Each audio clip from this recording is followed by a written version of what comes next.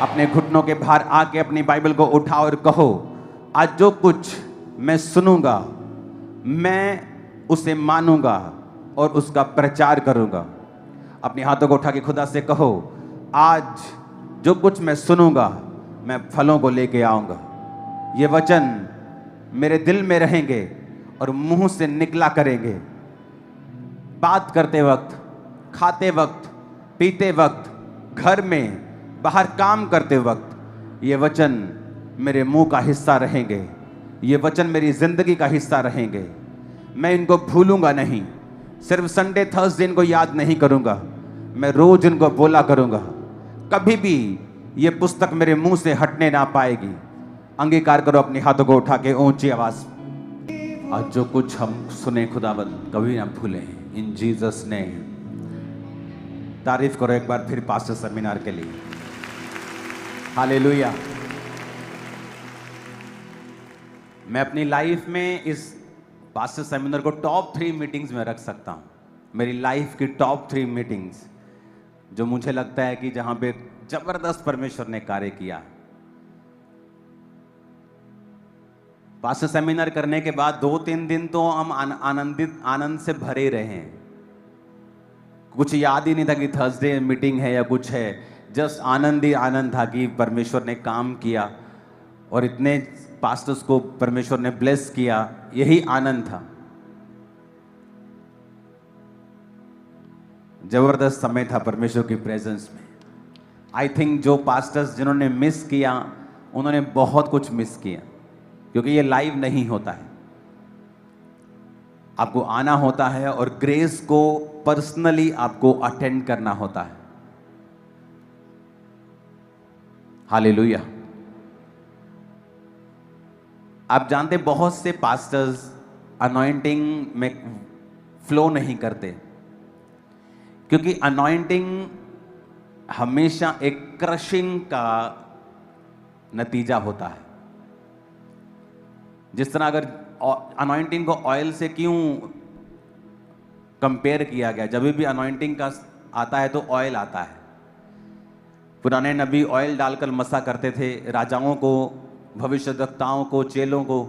Oil का मतलब कि जब आप किसी जैतून को क्रश करते हैं, बादाम को क्रश करते हैं, पूरी तरह से पीस डालते हैं, तभी ऑयल निकलता है।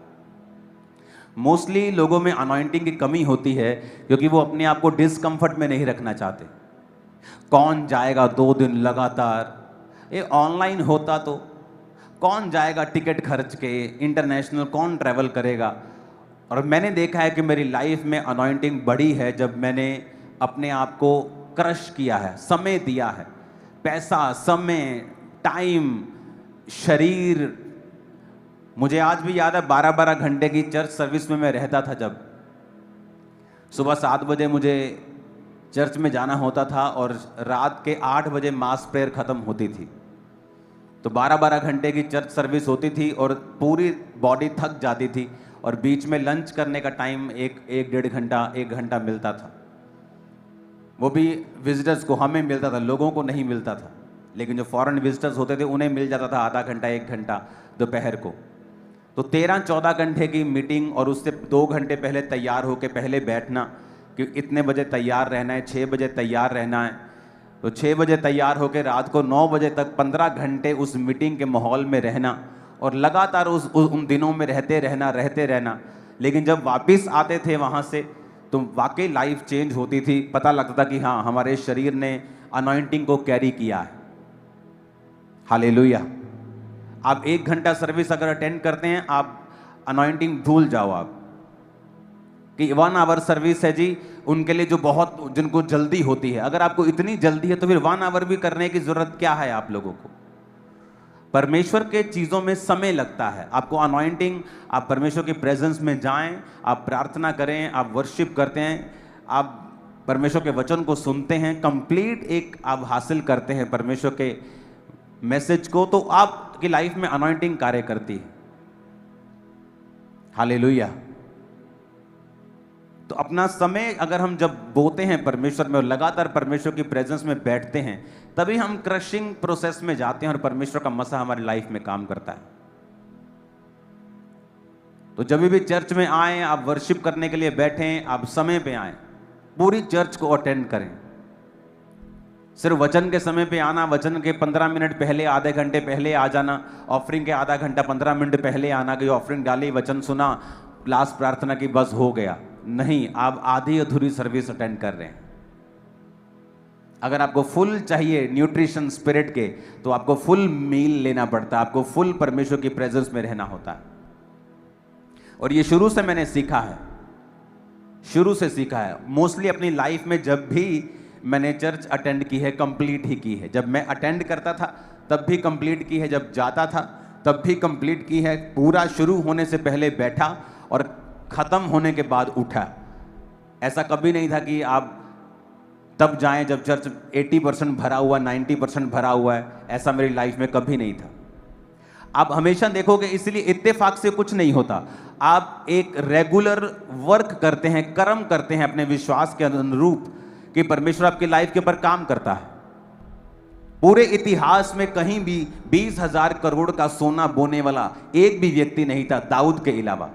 और जब परमेश्वर का भवन उसने बनाना था तो उसको इतनी ज्यादा एक्साइटमेंट थी, उसको इतनी ज्यादा वो आग थी उसके अंदर, कि उसने अपना सारा पर्सनल गोल्ड परमेश्वर को दे दिया था। और परमेश्वर ने जब उसने उसके बेटे ने बुद्धि मांगी, तो परमेश्वर ने कहा, बुद्धि भी दूंगा, लेकिन तेरे बाप का जो सीड मेरे पास आया हुआ है, क्योंकि उसने पैसा मांगा ही नहीं था। लेकिन ये परमेश्वर का वर्ड है कि जब आप कुछ भी करेंगे उसके वचन से, उसके विश्वास से, तो वो आपको वापिस करता है। तो इसलिए परमेश्वर ने कहा था, जो तूने मांगा है बुद्धि, वो तो मैं तुम्हें दूंगा, ऐश्वर्य विवेक भी दूंगा, पर मैं तुझे संसार में सबसे अधिक अमीर राजा भी बनाऊंगा, कि तेरे बाद भी ऐसा राजा कोई ना होगा। Reason, personal seed. तो इत्तेफाक से क्रिश्चियनिटी में कुछ नहीं होता। आप उस चीज के लिए काम करते हैं।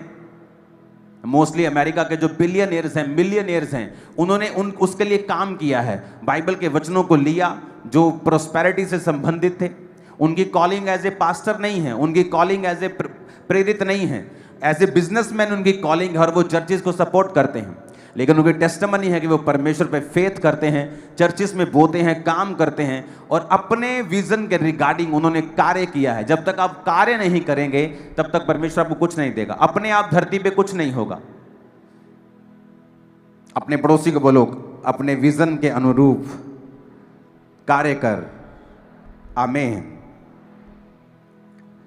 तो जो भी आज आप करेंगे, जैसी फसल आप चाहते हैं वैसा बीज आप बोएंगे। अगर आपने उन फसलों को नहीं काटा है, इसका मतलब आपके बीज अधूरे थे। अगर आपका बीज अधूरा है, फिर आप परमेश्वर को कंप्लेंट नहीं कर सकते कि परमेश्वर मेरे मन के मुताबिक मुझे फसल नहीं मिली। हमें जैसी फसल चाहिए उसके अनुसार हमें बीजों को बोना पड़ेगा। और कई बार पवित्र आत्मा हमसे बात करता है। वो हमसे बात करता है हमारे बोने के विषय में, हमारी प्रेयर के विषय में। आप कितना बोते हैं ये मतलब नहीं है। हो सकता है यहां बोने वाला व्यक्ति जो 1,000 रुपए बोता है, और यहां 5 लाख बोने वाला व्यक्ति उस 1,000 रुपए से कम आशीष पाए, क्योंकि वो 5 लाख वाला व्यक्ति, उसका टाइथ 15 लाख है और वो सिर्फ 5 लाख बो रहा है। लेकिन उस 1,000 रुपए वाले का टाइथ 800 है, लेकिन वो 1,000 रुपए बो रहा है। परमेश्वर की निगाह में उस 1000 वाले की वैल्यू ज्यादा है, और वो ज्यादा बरकत पाएगा, और वो बढ़ता भी जाएगा, फिजूल खर्ची भी नहीं होगी, शैतान को परमेश्वर डांटेगा भी। तो बात क्वांटिटी की नहीं, क्वालिटी की है, कि आपको जो दिया गया है परमेश्वर के द्वारा, उसके अनुसार आप अपनी लाइफ में क्या कर रहे हैं। अगर आप उसके अनुसार अपनी लाइफ में कर रहे हैं तो आप ब्लेस्ड होंगे, लाइफ सेम नहीं होगी। आमीन। ऊंचा ये आशीष आपकी है। लूका 1 उसकी 5 आयत से हम पढ़ेंगे, और आज हम एक बाइबल स्टडी को करेंगे। और ये बाइबल स्टडी आपके दिमाग में ये बात को डालेगी कि परमेश्वर किस तरह से कार्य करता है। यहूदिया के राजा हेरोदेस के समय अबिया के दल में जकरिया नाम का एक याजक था, और उसकी पत्नी हारून के वंश की थी, जिसका नाम अलीशिबा था। वे दोनों परमेश्वर के सामने धर्मी थे और प्रभु की सारी आज्ञाओं और विधियों पर निर्दोष चलने वाले थे। उनके कोई भी संतान न थी, क्योंकि अलीशिबा बांझ थी और वे दोनों बूढ़े थे। जब वह अपने दल की पारी पर परमेश्वर के सामने याजक का काम करता था, तो याजकों की रीति के अनुसार उसके नाम पर चिट्ठी निकली कि प्रभु के मंदिर में जाकर धूप जलाए। धूप जलाने के समय लोगों की सारी मंडली बाहर प्रार्थना कर रही थी। उस समय प्रभु का एक स्वर्गदूत धूप की वेदी की दाहिनी ओर खड़ा हुआ और उसको दिखाई दिया। जकरिया देखकर घबराया और उस पर बड़ा बड़ा भय छा गया। परंतु स्वर्गदूत ने उससे कहा, हे जकरिया, भयभीत ना हो, क्योंकि तेरी प्रार्थना सुन ली गई है और तेरी पत्नी एलीशिबा से तेरे लिए एक पुत्र उत्पन्न होगा और तू उसका नाम यूहन्ना रखना।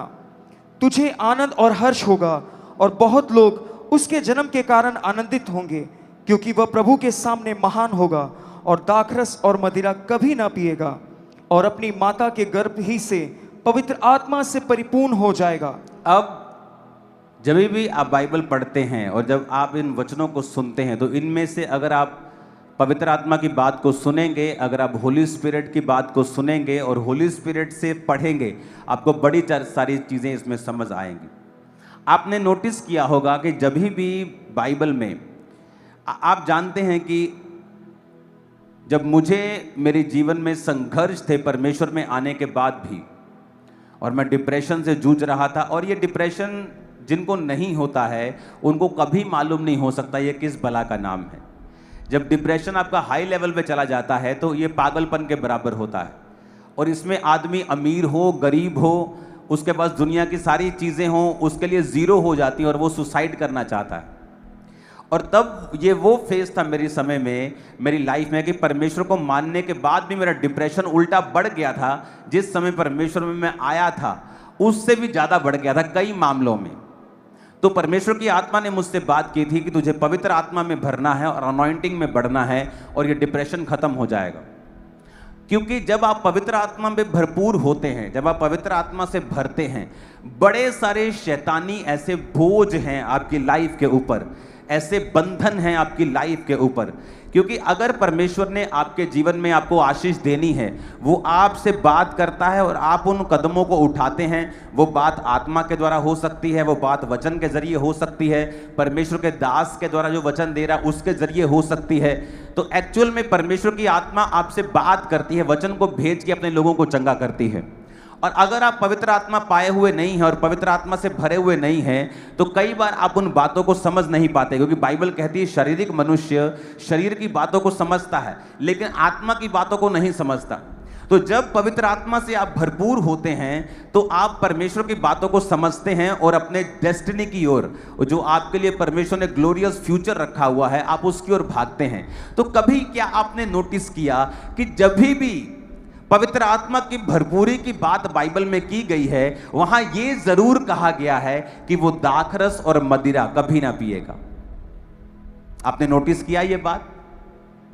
वचन कहता है जब नाजीर लोग, जब परमेश्वर ने, जो सैमसंग था उसकी माता जब गर्भवती थी, तो परमेश्वर ने कहा था तू भी ना तो अंगूर खाने भी मना कर दिया था, अंगूर का बीज भी नहीं खाएगी, अंगूर भी नहीं खाएगी, मदिरा नहीं पिएगी, तू कोई भी वाइन नहीं पिएगी, किसी भी प्रकार का दाखरस तू नहीं पिएगी, क्योंकि तेरे गर्भ में जो है वो पवित्र आत्मा से और शक्ति से भरपूर होगा। अब नोटिस करना, जब भी परमेश्वर आपको पवित्र आत्मा की भरपूरी के विषय में कह रहा है, वो क्रिश्चियन लोगों को शराब से दूर करने के लिए बोल रहा है। और मोस्टली क्रिश्चियन लोग की बाइबल में लिखा है कि तू अपने पेट के लिए थोड़ा थोड़ा दाखरस काम में लाया कर। अरे वो होम्योपैथी दवाई की बात कर रहा है। होम्योपैथी दवाई में भी शराब होती है। कितने बूंद, 2 बूंद, 3 बूंद, 4 बूंद आप लेते हैं, पर वो शराब नहीं है। वो उस दवाई को सुरक्षित रखने के लिए अल्कोहल वहां डाली है, वो उस चीज की बात कर रहा है। लेकिन आज क्रिश्चियन लोग उसे पीने की बात कर रहे हैं। वो पैक मिला डाल के 60-60, 30-30 ml के, ये सोचते हैं कि परमेश्वर उनके संग है। वचन स्पेशल कहता है कि जब भी पवित्र आत्मा की भरपूरी की बात हुई है, दूतों ने कहा है कि तू वो कोई भी दाखरस और मदिरा नहीं पिएगा। यानी जब भी, और पौलुस भी कहता दाखरस के मतवाले ना हो, परंतु पवित्र आत्मा से परिपूर्ण होते जाओ। पुराने टाइम में किसी किसी के ऊपर पवित्र आत्मा उतरता था, किसी किसी को परमेश्वर दाखरस और मदिरा से दूर रहने की अनुमति देता था और बोलता था कि दूर रहे, इसे आज्ञा देता था। नए नियम में उल्टा हो चुका है। परमेश्वर ने कहा मैं अपना आत्मा सब मनुष्यों के ऊपर उंडेलूंगा, यानी जो किसी किसी को मिलता था, आज नए नियम में परमेश्वर वो चीजें सबको देना चाहता है। अगर वो सबको देना चाहता है तो रूल भी सबके लिए है कि कोई भी पवित्र आत्मा पाया हुआ क्रिश्चियन, कोई भी जीसस क्राइस्ट को मारने वाला क्रिश्चियन किसी भी प्रकार का दाखरस और मदिरा और वाइन ना पिए। नहीं तो दूत उसको कभी ना कहता, अगर ये बुरी चीज नहीं थी तो स्वर्गदूत कभी ना कहता कि वो प्रभु के सामने महान होगा 15 आयत में, और दाखरस और मदिरा कभी ना पिएगा। और पौलुस भी यही कहता कि दाखरस के मतवाले मत बनो, परंतु पवित्र आत्मा से परिपूर्ण होते जाओ, क्योंकि दाखरस वही करता है, आपकी स्पिरिट को हिलाता है जो पवित्र आत्मा अपनी ताकत से करना चाहता है। वो दलेरी जो पवित्र आत्मा आपको देना चाहता है, वो आनंद जो पवित्र आत्मा आपको देना चाहता है, वो थोड़े समय के लिए आप शराब से हासिल कर लेते हैं और फिर वो व्यक्ति कभी भी पवित्र आत्मा से परिपूर्ण नहीं होते हैं। आप ये नोटिस कर लो। जब दुनिया परमेश्वर ने प्रॉब्लम फ्री कर दी, सब दुनिया को मार के खत्म कर दिया और नूह और उसके 3 बेटे और 3 बहुएं और उसकी पत्नी बचाई गई, तो प्रॉब्लम कहां से शुरू हुई थी? उसी शराब के कारण। नूह शराबी हुआ, शराब पी के नंगा हो गया, उसके एक बेटे ने उसको नंगा अपनी आंखों से देखा और उसे निहारा और वो श्रापित हो गया। और वो श्रापित नूह की जो संतान थी वो दुनिया में अलग अलग होती गई और परमेश्वर से दूर होती गई, और फिर वो श्रापित वंश फैलता गया। कहां से शुरू हुआ? शराब से। जब भी आप पवित्र आत्मा से परिपूर्ण होना चाहते हैं, क्योंकि उसी परिपूर्णता के पीछे तुम्हारी एक बेटर लाइफ, बेस्ट लाइफ छुपी हुई है, जो परमेश्वर की ओर से है, जिसमें स्ट्रेस नहीं है, जिसमें कामयाबी है। तुम कैसे कामयाब होगे उसके पीछे ये लाइन आती नहीं। तुम कितना कामयाब होना चाहते हो, क्या करना चाहते हो, तुम्हारे ऊपर निर्भर होगा। आज मैं क्या करना चाहता हूं, अब ये मेरे ऊपर डिपेंड हो गया। परमेश्वर ने मेरे हाथ में दे दिया है। मैं जिस भी फील्ड में चाहूं जा सकता हूं और कामयाब हो सकता हूं। मैं अपना बिजनेस नहीं करता हूं ताकि मैं सेवकाई में समय दे सकूं, लेकिन मैं सुपर कामयाब हो सकता हूं। आप जब पवित्र आत्मा से परिपूर्ण होते हैं, परमेश्वर आपको बुद्धि देता है, आपको वो समझ देता है, वो आंख देता है, वो परख देता है। वो लोगों की हो सकती है। आप क्यों लोगों से धोखा खाते हैं? ओ मैंने सोचा ये तो मेरा घर वाला, और मैंने सोचा ये तो मेरे घर वाले, ये तो मेरे रिश्तेदार ही हैं, ये थोड़ी मुझे धोखा देंगे। ओ मैंने सोचा ये मेरा परम मित्र है। अगर आप पवित्र आत्मा से परिपूर्ण होंगे, आप लोगों को पहचान सकेंगे। मेरे ऊपर ये खुदा की दया है। 99.99999% मैं पहचान जाता हूं लोगों को। ये डिजर्निंग ऑफ द स्पिरिट, आत्माओं की परख, कौन व्यक्ति क्या सोच रहा है, कौन व्यक्ति कैसे चल रहा है।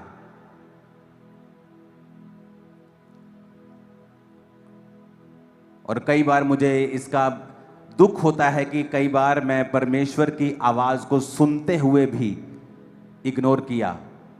आत्मा की परख होने के बावजूद भी शरीर की बात सुनी।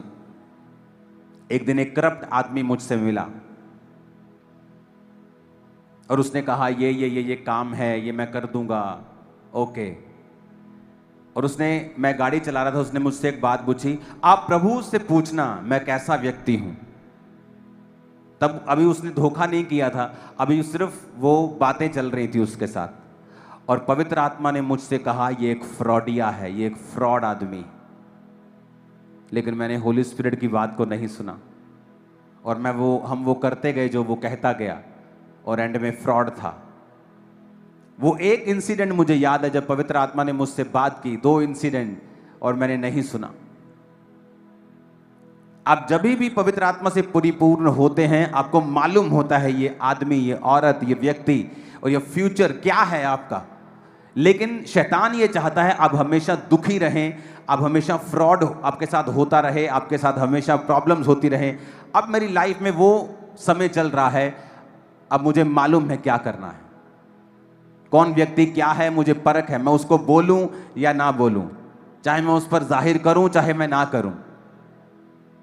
अब कई सालों से वो समय मेरी लाइफ में चल रहा है जब मुझे पता है, और ये होता है पॉसिबल जब आप बाइबल को फॉलो करते हैं और आप धीरे धीरे पवित्र आत्मा से परिपूर्ण होते रहते हैं। और आपको ये पवित्र आत्मा की परिपूर्णता आपकी फैमिली से लेके, आपके बिजनेस से लेके, आपके सेवकाई से लेके, आपके जीवन के हर हिस्से में काम करती है। ये आपके रास्तों को ओपन करती है, लोगों का फेवर आप पे आता है। कई बार एक लेवल तक आप रुकते हैं और आपको नेक्स्ट लेवल जाना है, और आप कुछ भी कर लो, आप ताकत लगा लो, जोर लगा लो, आप नहीं पहुंच पाते, क्योंकि पवित्र आत्मा की भरपूरी अगर आपके जीवन में नहीं है, आप सर्टन लेवल तक आपकी लाइफ रहेगी, उसके बाद आप नहीं जा पाएंगे। क्योंकि परमेश्वर कहता है ना बल से ना शक्ति से, वरन उसकी आत्मा के द्वारा। कितने मेरी बातों को समझ रहे हैं? परमेश्वर ने आने वाला समय मुझे दिखाया है, जो होगा, जो आने वाले समय में आप देखोगे, एक एक दिन में 100 ब्रांचेस की हम ओपनिंग करेंगे। वन डे 100 ब्रांचेस, एक दिन 100 ब्रांच। मैं आपको बता रहा हूं, फ्यूचर इस तरह का परमेश्वर हमारे लिए तैयार कर रहा है।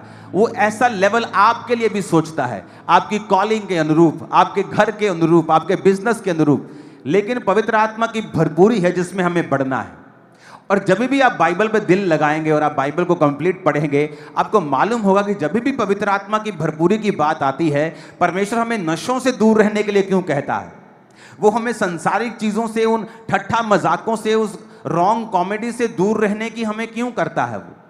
ताकि परमेश्वर नहीं चाहता कि हम करप्ट हों, वो नहीं चाहता कि पवित्र आत्मा की भरपूरी हमारी लाइफ में ना हो।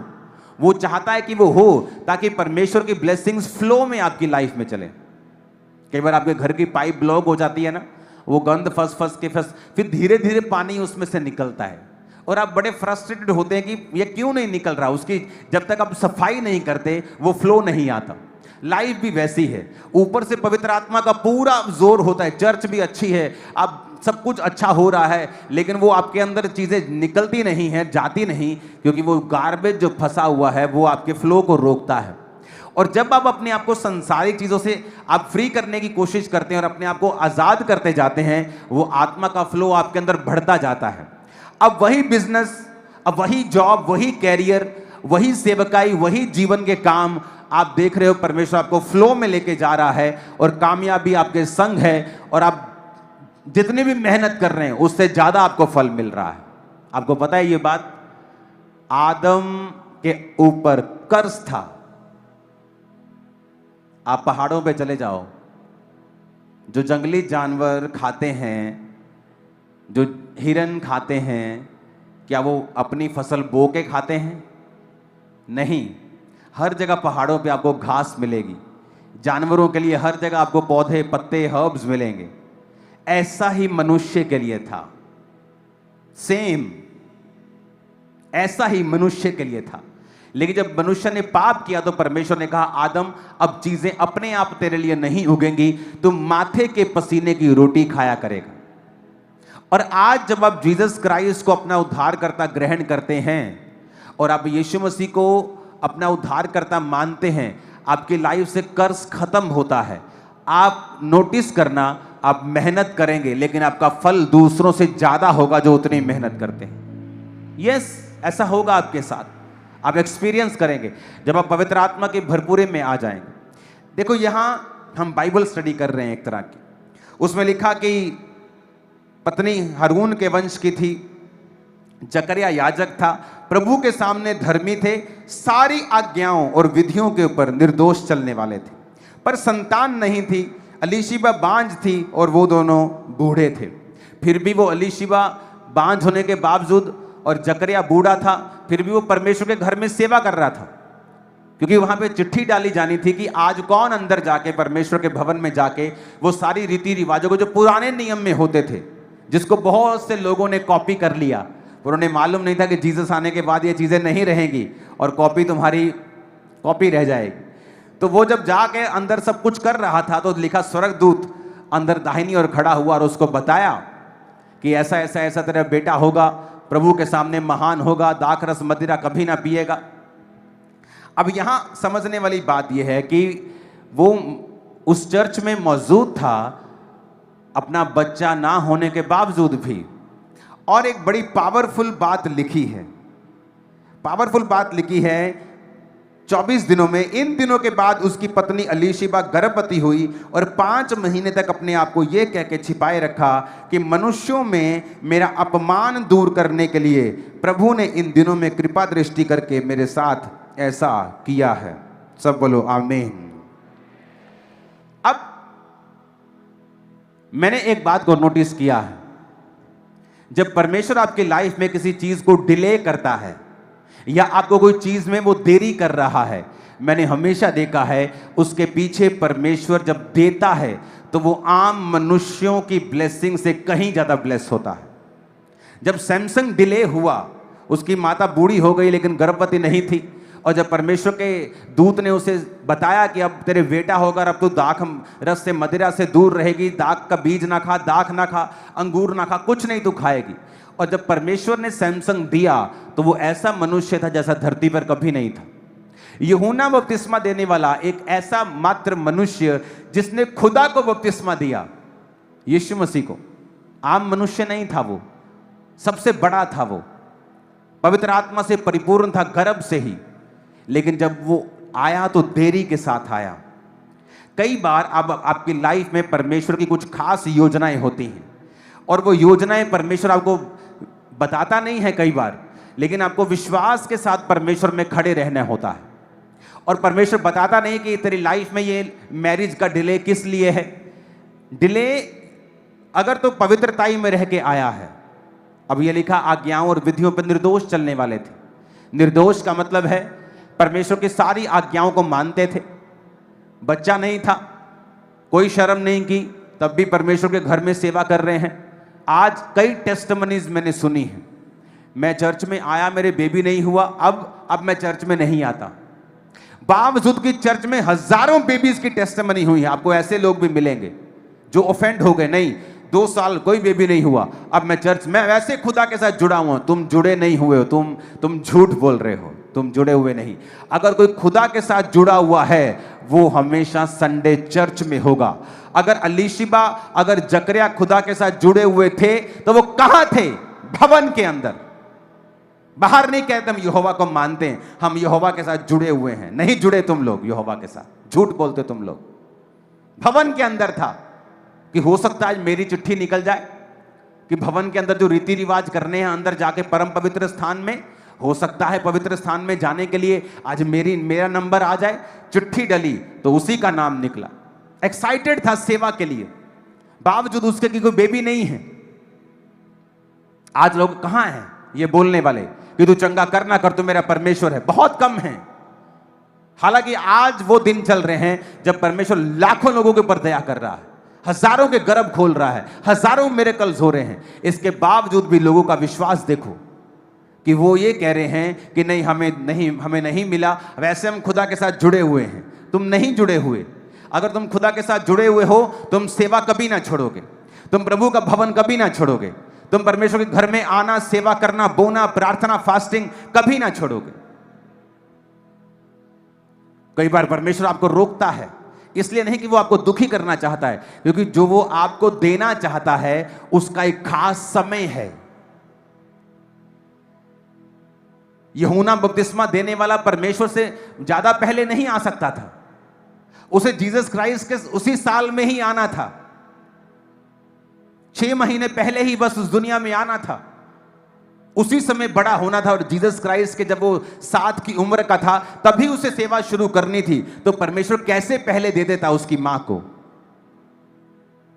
परमेश्वर ने इंतजार किया, अपने धर्मी की जिंदगी में इंतजार किया, और ये इत्तेफाक नहीं होता है। यूहन्ना अलीशिबा के गर्भ से आएगा ये लिखा हुआ नहीं था। वचन कहता है जब मरियम गर्भवती हुई तो उसने कहा अब से युग युग के लोग मुझे धन्य कहेंगे, क्योंकि परमेश्वर ने अपने दासी की दीनता के ऊपर दृष्टि की है। उसने बताया कि वो दीन है, और जब स्वर्गदूत ने कहा तेरे बच्चा होगा, उसने कहा मैंने कभी किसी पुरुष का मुंह नहीं देखा, यानी वो किसी पुरुष के साथ सोई नहीं है, उसे कभी किसी पुरुष के साथ सेक्सुअली कॉन्टैक्ट नहीं हुआ है, वो एक रियल कुंवारी थी। क्या आज ऐसी लड़कियां आपको मिलेंगी? नहीं। अगर आप हैं तो फिर आप परमेश्वर की उस दृष्टि को, जो परमेश्वर आपको देखेगा कि हाँ ये पवित्रताई में है, हाँ वाकई ये मरियम की तरह जैसे वो पवित्रताई में थी, और परमेश्वर ने कितना बड़ा कार्य किया। मरियम पहले से चुनी नहीं गई थी यीशु को पैदा करने के लिए। उस समय जो लड़की यीशु को पैदा करने के काबिल थी उसको यह काम दिया गया था। और बाइबल कहती परमेश्वर ने देखा कौन ऐसी लड़की है जो पवित्रताई में है।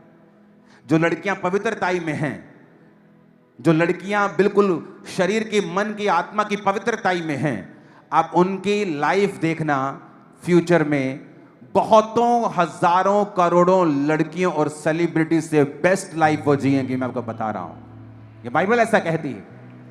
मुझे किसी का डर भय नहीं है वचन देने के लिए कि लोग क्या कहेंगे। ये वचन कहता है, ये वचन कहता है। वो एक रियल कुंवारी थी, नाम की कुंवारी नहीं थी, सिर्फ शादी नहीं हुई थी, वैसे सब कुछ शादीशुदा वाला ऐसा नहीं था।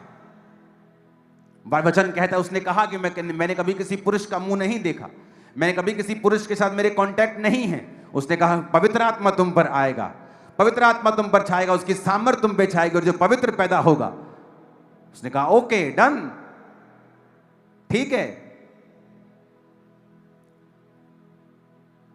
वचन कहता है उसने, परमेश्वर ने अपनी दासी की दीनता के ऊपर दृष्टि की। यह भी इत्तेफाक नहीं था, बूढ़े होने के बावजूद भी वो परमेश्वर के भवन में थे, यह भी इत्तेफाक नहीं था। ग्रेटनेस इत्तेफाक से नहीं आती है। अगर आप चाहते हैं आप ग्रेट हो, आपको आज डिसीजन लेने पड़ेंगे, और फ्यूचर आप ग्रेट होंगे, ग्रेटेस्ट होंगे। आमीन। ऊंचा ये ग्रेटनेस आपकी है, और ये कैरेक्टर भी परमेश्वर आपको दे। आमीन आमीन। अब देखो उसने कहा 25 आयत में, मनुष्यों में मेरा अपमान दूर करने के लिए। आप जानते हैं मनुष्यों में लोगों के अपमान होते हैं। क्या अपमान है? ये बहुत छोटा आदमी है, बहुत गरीब है, ये बीमार है। बहुत तरह के अपमान आप फेस करते हैं लाइफ में, क्योंकि आपके पास पैसा नहीं है, या आपके कोई फिजिकल ऐसी चीज है आपकी लाइफ में। लेकिन बाइबल कहती है परमेश्वर आपके अपमान को दूर करता है।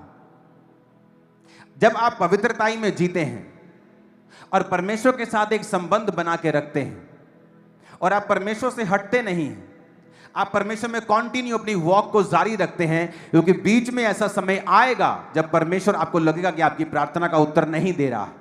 ऐसी घटनाएं भी होंगी जो आपके विश्वास को हिलाएंगी। तब भी परमेश्वर ये देखेगा कि क्या आप उससे हट गए, क्या आप अपनी वॉक के ऊपर लगातार बने हुए हैं।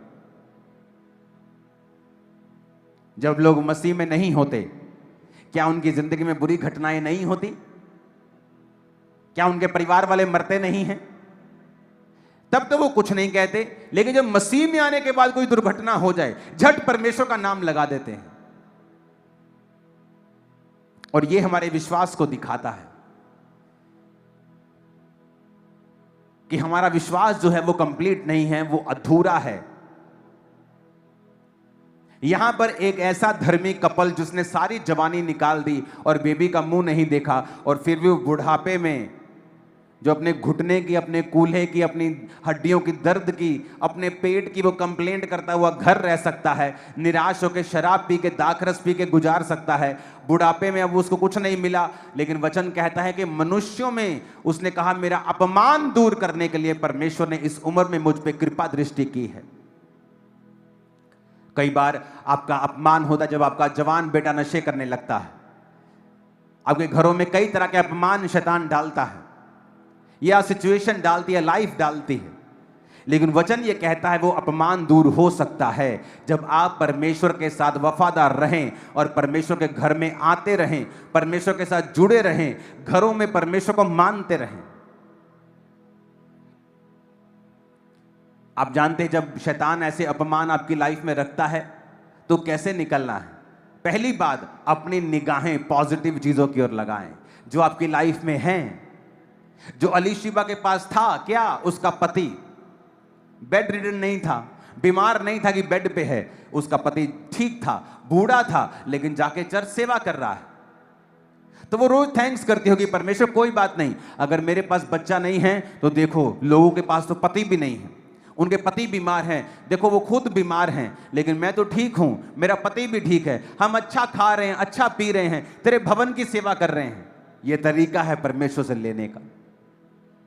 शैतान क्या करता है, वो चीजें आपको दिखाता नहीं, उन चीजों की ओर आपका ध्यान नहीं जाने देता जो आपकी लाइफ में ऑलरेडी हैं।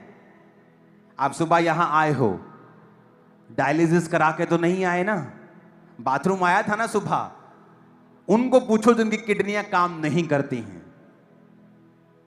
जो डायलिसिस करवा के अपने शरीर का सारी गंदगी बाहर निकालते हैं।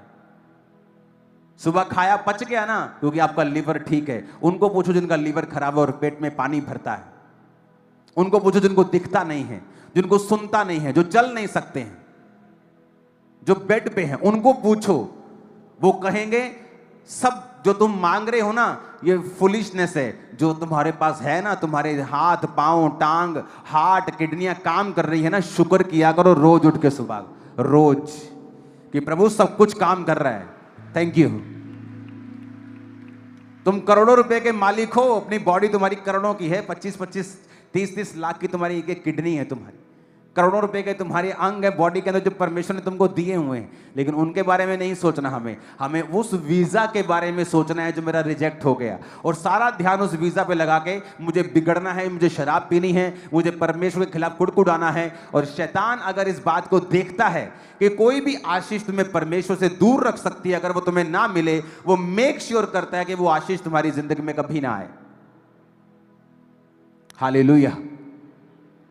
उसने कहा मनुष्यों में मेरा अपमान दूर किया गया, क्यों? क्योंकि वो परमेश्वर के साथ वफादार है। अपना ध्यान उन वस्तुओं की ओर लगाएं जो परमेश्वर ने आपको दे दी हैं। यह तरीका है लेने का परमेश्वर से, कि जो मेरे पास है मैं उस पर कॉन्सेंट्रेट करूंगा, जो मेरे पास है मैं उसके लिए परमेश्वर का थैंक्स करूंगा। और याद रखो, धीरे धीरे धीरे जब आप परमेश्वर में वफादार रहते हैं और बढ़ते जाते हैं, हर एक चीज आपके पास होगी। हर एक चीज जो आपके लिए बनाई गई, जिसके लिए आप मांग रहे हो, जो चीजें सब आपके पास होगा, सब कुछ आपके पास होगा, राइट समय के ऊपर आपके पास होगा, कुछ भी डिले में नहीं होगा। आपकी लाइफ ग्रेटनेस में होगी, आपका कैरियर ग्रेटनेस में होगा, कुछ भी डिले नहीं होगा। लेकिन क्या आप परमेश्वर में वफादार हैं? उन समयों में भी जब कुछ जवाब नहीं आ रहा, आपको लगता है, या जो आपकी मेजर प्रेयर रिक्वेस्ट है उसको माना नहीं जा रहा, उसका उत्तर नहीं आ रहा, क्या तब भी आप फेथफुल हैं परमेश्वर के संग? ये मायने रखता है। 2008 में इस सेवकाई की शुरुआत हुई और तब भी मैं बीमार था। बीमारी में सेवकाई शुरू की, जो चीजें हीलिंग के लिए, जिसके लिए परमेश्वर में आया था, वो हील नहीं हुई, कितने सालों तक हील नहीं हुई। फिर भी मैं प्रार्थना लोगों के लिए करता, लोग हील होते थे, और खुदा ने मेरे हार्ट को देखा और अंत में मुझे हील भी किया। अपने पड़ोसी को बोलो, अगर वफादारी नहीं है तो कुछ भी नहीं है। तुम एक बड़ा हिस्सा और सबसे इंपॉर्टेंट हिस्सा मिस कर जाओगे अगर तुम्हारे अंदर परमेश्वर के जैसा विश्वास नहीं है। आमीन। इसका मतलब परमेश्वर अपमान दूर करता है।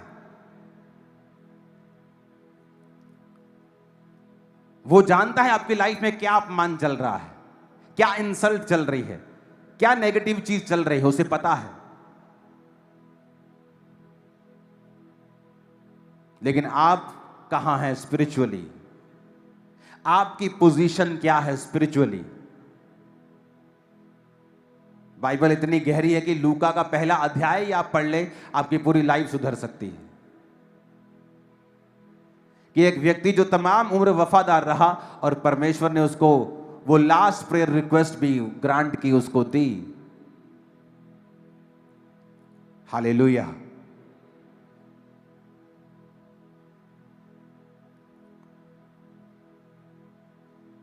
जब आप एक समय था जब मैं लोगों को ओवर ब्लेस करता था। और तब भी उनमें वो ग्रेटिट्यूड, वो थैंक्स गिविंग नहीं थी। और परमेश्वर ने मुझे सिखाया कि मत कर। अगर तुम शेर को नहीं खाते तो इसका मतलब ये नहीं कि शेर तुम्हें नहीं खाता।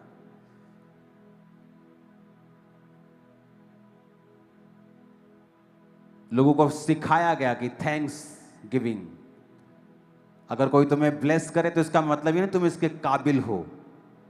बहुत तेरे काबिल हैं जिनको उनका हिस्सा नहीं मिलता।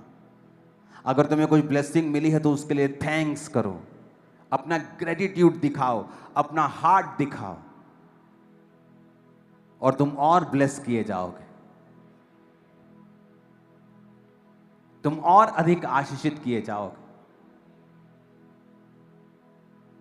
तुम्हें यीशु मसीह की जैसी पावर चाहिए तो यीशु मसीह के जैसा जियो। प्रेरितों की जैसी पावर चाहिए तो प्रेरितों के जैसा जियो। उनके जैसी महान आशीषें चाहिए तो बुढ़ापे तक परमेश्वर से रहो वफादार। वो कभी भी कुछ भी चेंज कर सकता है।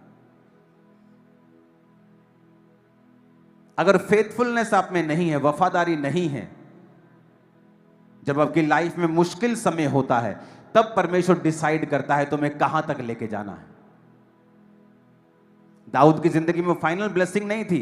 परमेश्वर ने कहा अगर तू व्यभिचार ना करता तो मैं तुम्हें बहुत कुछ देने वाला था, और भी बहुत कुछ मैं देने वाला था।